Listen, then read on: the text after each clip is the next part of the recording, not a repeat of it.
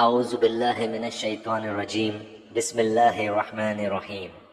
قیامت قریب آ گئی اور چاند پھٹ گیا، یہ اگر کوئی معجزہ دیکھتے ہیں تو منہ پھیر لیتے ہیں اور کہہ دیتے ہیں کہ یہ پہلے سے چلا آتا ہوا جادو ہے۔ انہوں نے جھٹلایا اور اپنی خواہشوں کی پیروی کی اور ہر کام ٹھہرے ہوئے وقت پر مقرر ہے۔ یقیناً ان کے پاس وہ خبریں آ چکی ہیں جن میں ڈانٹ ڈپٹ کی نصیحت ہے اور کامل عقل کی بات ہے، لیکن ان ڈراؤنی باتوں نے بھی کچھ فائدہ نہ دیا۔ اے نبی، تم ان سے عرض کرو جس دن ایک پکارنے والا ناگوار چیز کی طرف پکارے گا، یہ جھکی آنکھوں قبروں سے اس طرح نکل کھڑے ہوں گے کہ گویا وہ پھیلا ہوا ٹڈی دل ہے۔ پکارنے والے کی طرف دوڑتے ہوں گے۔ وہ کافر کہیں گے یہ دن تو بہت سخت ہے۔ ان سے پہلے قوم نوح نے بھی ہمارے بندے کو جھٹلایا تھا اور یہ دیوانہ بتلا کر جھڑک دیا گیا تھا۔ پس اس نے اپنے رب سے دعا کی کہ میں تو بے بس ہوں، تو میری مدد کر۔ پس ہم نے آسمان کے دروازوں کو زور کی بارش سے کھول دیا اور زمین سے چشموں کو جاری کر دیا۔ پس اس کام کے لیے جو مقدر کیا گیا تھا دونوں پانی جمع ہو گئے، اور ہم نے اسے تختوں اور کیلوں والی کشتی پر سوار کر لیا جو ہماری آنکھوں کے سامنے چل رہی تھی، بدلہ اس کی طرف سے جس کا کفر کیا گیا تھا، اور بے شک ہم نے اس واقعے کو نشانی بنا کر رکھا۔ بس کوئی ہے نصیحت حاصل کرنے والا؟ بتاؤ میرا عذاب اور میری ڈرانے والی باتیں کیسی رہی؟ اور بے شک ہم نے قرآن کو سمجھنے کے لیے آسان کر دیا ہے، بس کیا کوئی نصیحت حاصل کرنے والا ہے؟ قوم عاد نے بھی جھٹلایا، کیسا ہوا میرا عذاب اور میری ڈرانے والی باتیں؟ ہم نے ان پر تند و تیز مسلسل چلنے والی ہوا ایک منحوس دن میں بھیج دی جو لوگوں کو اٹھا اٹھا کر دے پٹختی تھی، گویا کہ وہ جڑ سے کٹے ہوئے کھجور کے تنے ہیں۔ پس کیسی رہی میری سزا اور میرا ڈرانا؟ پس ہم نے قرآن کو نصیحت کے لیے آسان کر دیا ہے، کیا ہے کوئی نصیحت حاصل کرنے والا؟ قوم سمود نے ڈرانے والوں کو جھٹلایا اور کہنے لگے کیا ہم میں سے ایک شخص کی ہم فرما برداری کرنے لگے؟ تب تو ہم یقیناً غلطی اور دیوانگی میں پڑے ہوئے ہوں گے۔ کیا ہمارے سب کے درمیان صرف اسی پر وحی اتاری گئی؟ نہیں، بلکہ وہ جھوٹا اور شیخی خور ہے۔ اب سب جان لیں گے کل کو کہ کون جھوٹا اور شیخی خورا تھا۔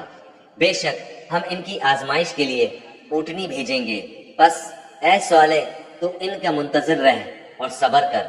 ہاں، خبر کر دے کہ پانی ان میں تقسیم شدہ ہے، ہر ایک اپنی باری پر حاضر ہوگا۔ انہوں نے اپنے ساتھی کو آواز دی جس نے اونٹنی پر وار کیا اور اس کی کونچیں کاٹ دی، پس کیوں کر ہوا میرا عذاب اور میرا ڈرانا؟ ہم نے ان پر ایک چیخ بھیجی، پس ایسے ہو گئے جیسے پاڑ بنانے والے کی روندھی ہوئی گھاس، اور ہم نے نصیحت کے لیے قرآن کو آسان کر دیا ہے، پس کیا ہے کوئی جو نصیحت قبول کرے؟ قوم لوط نے بھی ڈرانے والوں کی تذکیب کی، بے شک ہم نے ان پر پتھر برسانے والی ہوا بھیجی، سوائے لوط علیہ السلام کے گھر والوں کے، انہیں ہم نے سحر کے وقت نجات دے دی۔ اپنے احسان سے ہر شکر گزار کو ہم اسی طرح بدلہ دیتے ہیں۔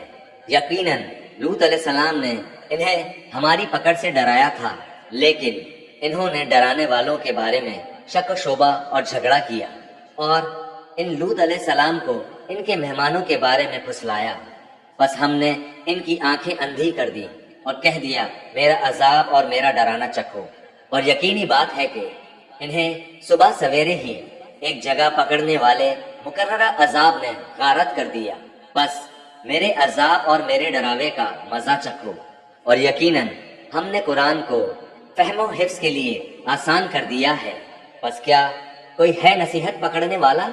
اور فرعونیوں کے پاس بھی ڈرانے والے آئے، انہوں نے ہماری تمام نشانیاں جھٹلائیں، بس ہم نے انہیں بڑے غالب پکڑنے والے کی طرح پکڑ لیا۔